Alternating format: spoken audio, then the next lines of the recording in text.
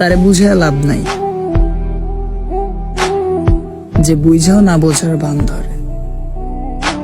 ভাই, তারে বুঝে লাভ নাই, এত ভালোবাসার পরেও যে চায় অন্য কাউরে।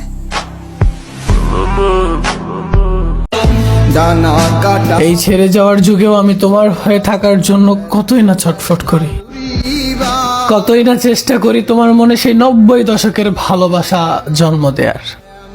ইস, তুমি যদি তা বুঝতে। তোমার কথা ভাবতে ভাবতে চোখে পানি এসে পড়ে, তারপরও বুঝাইতে পারি না কতটা ভালোবাসি তোমারে। যারে আপন করার লেগা তোমার এত আশা, কি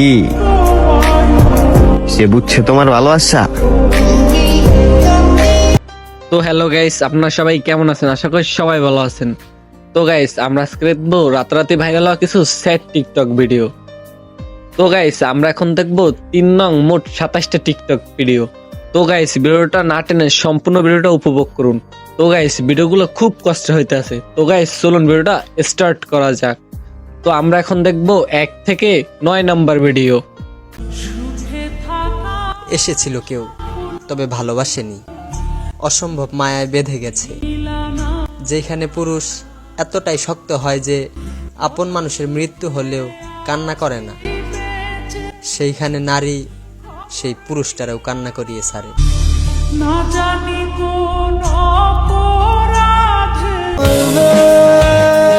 বেলা শেষে আমি আমারই থাইকা গেলাম, দুঃখ গুলারে আমি আবার আপন করে নিলাম।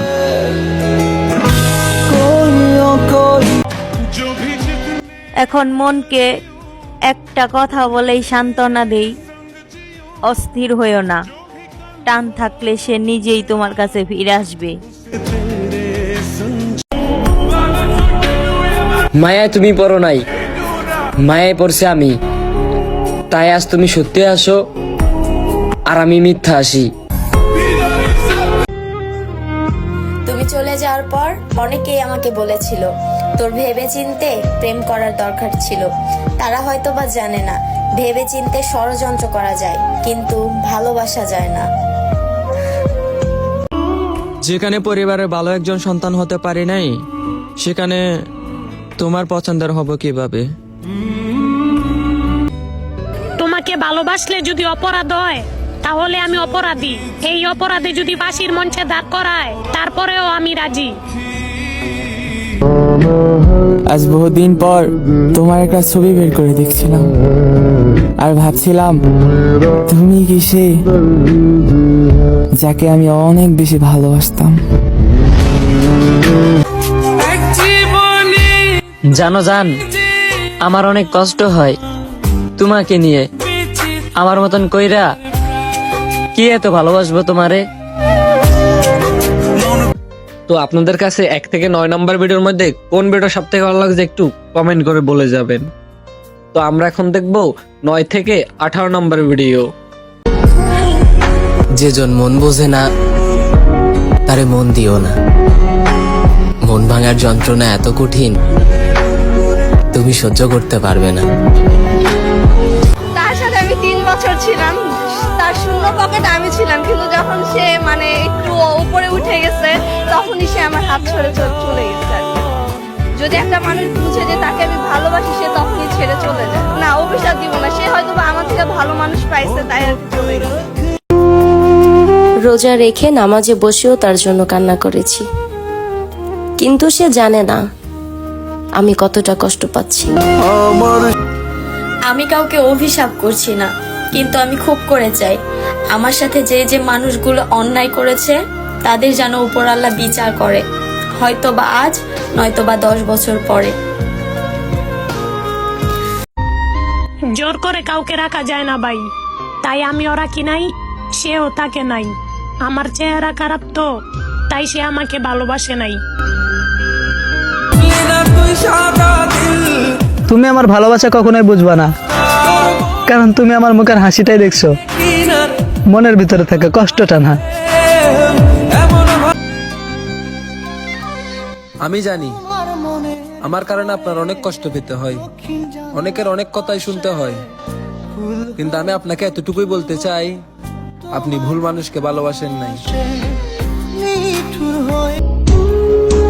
স্বামী জান, কেন এত কাঁদাও? আমি তো একটু ভালো থাকার জন্যই তোমাকে বেছে নিয়েছিলাম।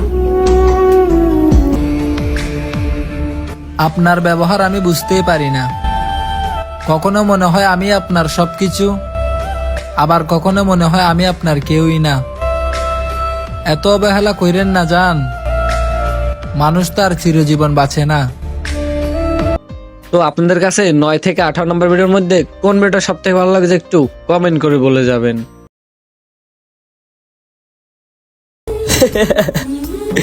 এখন মনে করি আর ভাবি, এক সময় তুমি আমার ছিলা, আর এখন কেমনে তুমি অন্যের হয়ে গেলা। আমার মন খারাপ করে যদি তোমার মন ভালো হয় তাহলে তুমি ওইটাই করো, আমি তাতেও খুশি।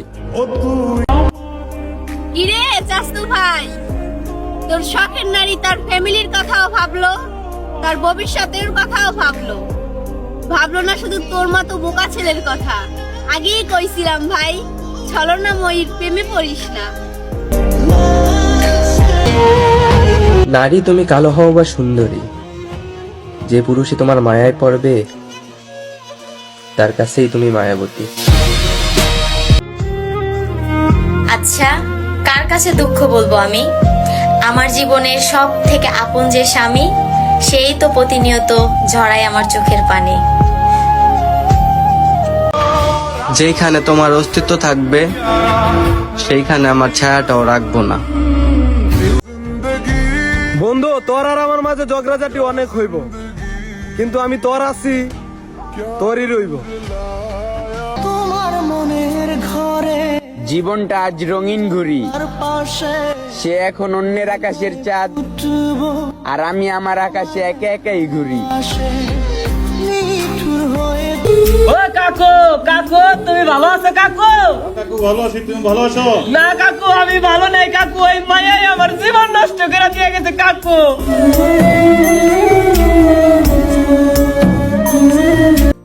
তো গাইস, আপনার কাছে 18 থেকে 27 নম্বর ভিডিওর মধ্যে কোন ভিডিওটা সব থেকে ভালো লেগেছে, মানে খুব কষ্টের ভিডিও, ওই ভিডিওটা কমেন্ট করে বলে যাবেন যে কয় নম্বর ভিডিওটা খুব কষ্টের হয়েছে।